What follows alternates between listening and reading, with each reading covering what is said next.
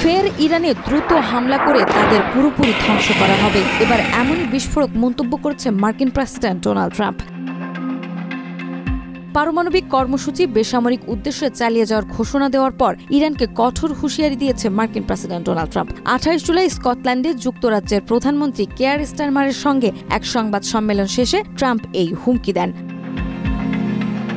এ সময় তিনি বলেন, ইরান খুব খারাপ সংকেত দিচ্ছে, এটা তাদের করা উচিত না।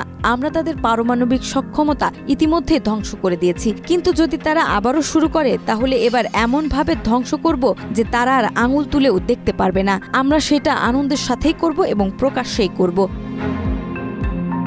এই মন্তব্য এমন সময় এলো যখন ইরানের পররাষ্ট্রমন্ত্রী আব্বাস আরাকচি ইউরেনিয়াম সমৃদ্ধকরণে ইরানের অধিকার পুনর্ব্যক্ত করেন। তিনি জানান, ইরান তার বৈধ অধিকার অনুযায়ী শান্তিপূর্ণভাবে পারমাণবিক কর্মসূচি চালিয়ে যাবে।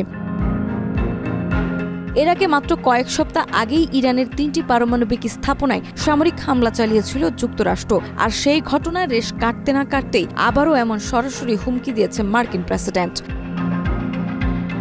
বিশ্লেষকদের মতে, ইউরোপের কূটনৈতিক প্রচেষ্টা শুরুর আগেই ট্রাম্পের এমন কড়া বার্তা মধ্যপ্রাচ্যে উত্তেজনা আরও বাড়িয়ে তুলেছে, যার পরিণাম ভয়াবহ হতে পারে। নাজমা, মাই টিভি।